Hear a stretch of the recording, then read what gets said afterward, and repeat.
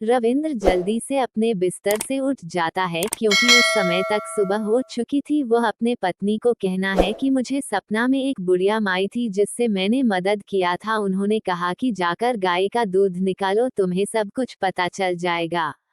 रविंद्र ने ठीक वैसा ही किया। उन्होंने बाल्टी उठाई है और गाय का दूध निकालने चला गया। जैसे ही उन्होंने गाय का दूध निकालो तो देखा कि गाय का दूध पीला रंग का देख रहा था।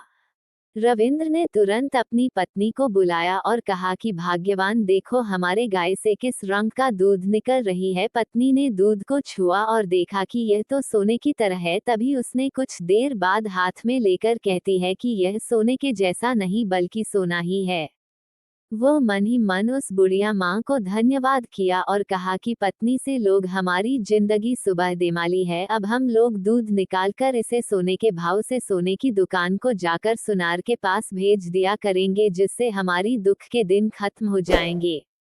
उन्होंने ठीक मैसेज करने लगा। रोज सुबह शाम दूध निकलता है और उसे सुनार के पास जाकर भेज दिया करता था। कुछ ही दिनों के बाद रविंदर बहुत ज्यादा अमीर हो गया था और सब अमीर हुआ तो अपने गांव के लोगों को ही बहुत ज्यादा मदद किया करता था। रविंद्र के सोमवार को देखते हुए गांव के लोगों ने बहुत ज्यादा पसंद करने लगे थे क्योंकि वह सभी के सुख दुख में हमेशा काम आया करते थे। ये सभी चीजें देखकर बदल के रहने वाले गौरव किसान को बहुत ज्यादा गुस्सा आया। उन्होंने कहा कि मैं फिर से इसकी गाय को जान से मार दूंगा। मुझे काफी ज्यादा नुकसान हो रहा है और ये दिन प्रतिदिन एक बनवाना नहीं बनता जा रहा है।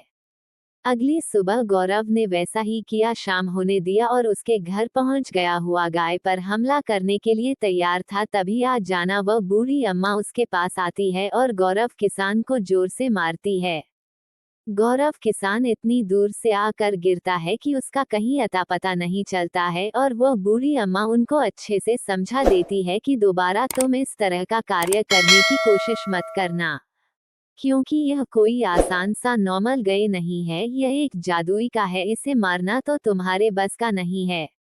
फिर क्या था, उस दिन के बाद गौरव किसान उस गांव में तो क्या उस एरिया में भी नहीं लिखा हुआ गांव छोड़कर कहीं दूर जाकर बस सुखाता, क्योंकि बूढ़ी अम्मा उसको वार्निंग दी थी कि तुम यहाँ नजर मत आना, नहीं तो तुम्हारे साथ बहुत बुरा हो सकता है। सिर रविंद्र अपने पति पत्नी से सब बच्चे समेत खुश रहा और हमेशा अपने आस पड़ोस तथा